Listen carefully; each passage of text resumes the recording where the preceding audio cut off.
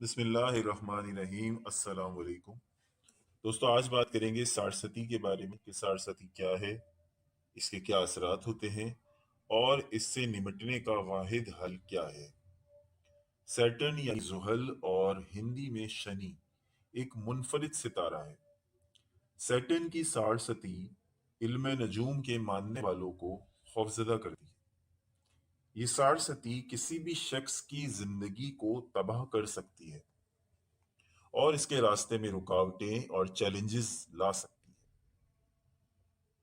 مگر کہا یہ بھی جاتا ہے کہ سیٹن کی سارستی آپ کے ماضی میں کیے گئے اعمال کی خوفناک صورت ہوتی ہے۔ اس کے منفی اثرات ہم سب کی سوچ سے کہیں زیادہ ہو سکتے ہیں۔ سارستی وہ 7.5 سال کا عرصہ ہے جس دوران سیٹن 3 برجوں سے ٹرانزٹ کرتا ہے۔ اس کی شروعات مالی پریشانیوں سے ہوتی ہے، اس کے بعد انسان ڈپریشن میں ڈوب جاتا ہے اور پھر آہستہ آہستہ ذاتی تعلقات اور خاندان کے ارکان کے ساتھ مسائل کا سامنا ہوتا ہے۔ اس کے اثرات کو روکا نہیں جا سکتا، صرف کم کیا جا سکتا ہے۔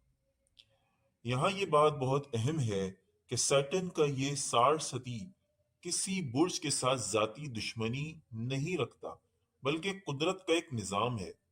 اس کے علاوہ یہ اس شخص کو زیادہ متاثر کرتا ہے جو ماضی میں زیادہ غلطیاں کرتا رہا ہے۔ سیٹن 2.5 سال تک ایک برج میں رہتا ہے، پھر 2.5 سال اگلے برج میں اور اگلے 2.5 سال اگلے برج میں۔ اس طرح یہ 7.5 سال مکمل ہو جاتے ہیں۔ سارستی کے تینوں مراحل میں سب سے سخت سارستی کا دوسرا مرحلہ یعنی دوسرا 2.5 سالہ دور ہوتا ہے، جس میں سارستی اپنے عروج پر ہوتی ہے۔ سارستی کے دوران پیدا ہونے والے بچے زندگی میں بہت زیادہ مشکلات جھیلتے ہیں۔ اس دوران ہونے والی اکثر شادیاں ختم ہو جاتی ہیں اور اگر باقی رہ بھی جائیں تو لڑائی جھگڑا ہونا معمول ہو جاتا ہے۔ اگر اس دوران کاروبار کیا جائے تو اس میں بھی پیسہ ڈوبنے کا چانس 95% سے بھی زیادہ ہوتا ہے۔ نوکری کرنے والوں کے لیے نوکری کرنا بھی مشکل ہو جاتا ہے۔ عزت خراب ہونے کا اندیشہ لگا رہتا ہے۔ گھر والوں سے بھی تعلقات خراب ہو جاتے ہیں۔ غرض کے ہر مسئلہ ایک عذاب کی صورت میں بن جاتا ہے۔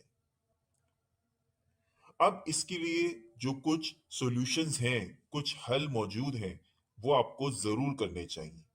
سب سے پہلے تو آپ کو بلو سیفائر اسٹون خرید کر اسے پہننا چاہیے۔ مرد ہیں تو چاندی کی رنگ میں اور خواتین ہیں تو گولڈ کی رنگ میں یا چاندی کی رنگ میں، دونوں میں سے کسی میں بھی پہن سکتی ہیں۔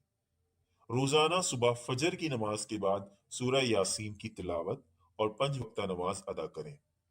ہفتے کے دن جانوروں کو، چڑیوں کو، کتوں کو یا بلی کو کھانا ڈالیں۔